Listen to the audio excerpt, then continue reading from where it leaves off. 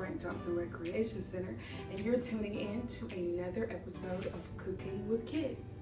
Today we're going to be making something super awesome. We're going to be making coffee mug cake. Yes, it's coffee mug cake. It's exactly what it sounds like. We're going to be making a cake in a coffee mug. So, sanitize your areas, wash your hands, and let's get started. So this recipe calls for no eggs. So parents, stop stressing. You basically use most of the ingredients from cake and in a smaller portion without most of the mess. And you'll be putting all of the ingredients in the coffee mug as you go. So what we'll need our favorite coffee mug. Here's mine, it has a K on it. I don't know if you can see that.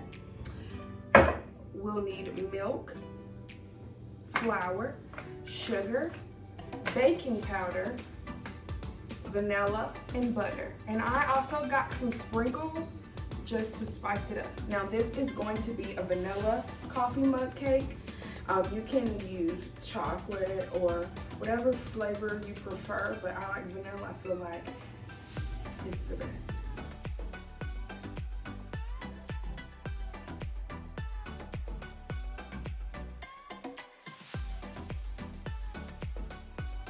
So I've already measured and poured my all-purpose flour. I've used a regular generic white flour. And I'm gonna combine all of my dry ingredients. So we're just gonna pour it in. Our next step is to pour in our sugar. We need 2 tablespoons of sugar.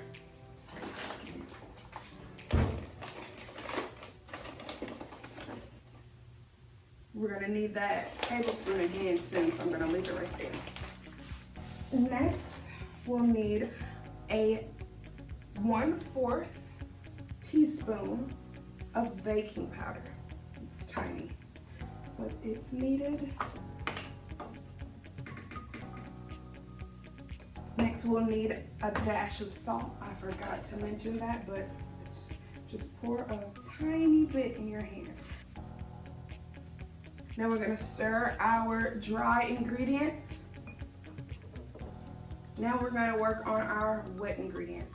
So we need 2 tablespoons of melted butter. Now, if you've seen a butter stick, it has notches that help you measure out the tablespoons. I've already pre-cut it and put it in my bowl. I'm gonna melt it. Put the butter on about 20 seconds. Butter melts pretty quick and easy, but we don't wanna burn it or anything like that. Next, we'll need 3 tablespoons of milk.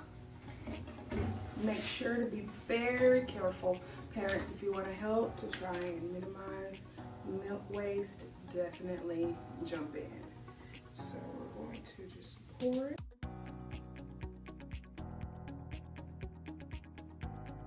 Now we need a 1/2 teaspoon of vanilla. This is going to give our coffee mug cake the vanilla taste we want. Parents, again, if you want to help with the vanilla pouring, feel free. Lastly are the sprinkles. I didn't measure any, I just added a little bit because again it's a small individual size cake. And I'm gonna mix our wet ingredients together. And then I'm gonna pour into the mug. Now the sprinkles may not go, so that's why we have this spoon to scoop them all out. Now, we're gonna mix it all together. Make sure you get the flour from the bottom and on the side. Mix until all of the ingredients are combined very well. Try to get the little flour bumps out. If you can't, it's okay. So we're gonna put our coffee mug cake in the microwave, but the cake isn't going to have the same firm consistency as a regular cake. It'll be a lot softer, but it is done. Place your cake, depending on your microwave, on about 60 seconds to 70 seconds. Nothing higher than that. We don't want the cake to burn or get hard. It's finished. Oh, oh, look at that. I'm gonna wait and let it cool off. But we are gonna try this together. I'm excited.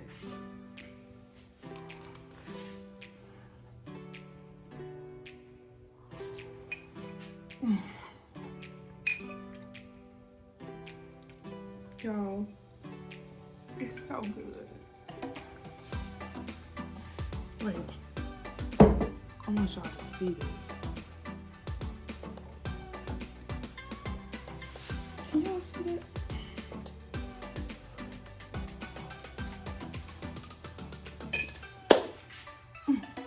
You guys, I just really want to thank you for tuning in to yet another successful Cooking with Kids episode.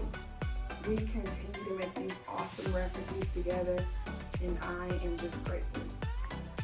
Again, my name is Miss Kelsey here at the Frank Johnson Recreation Center, where we are family.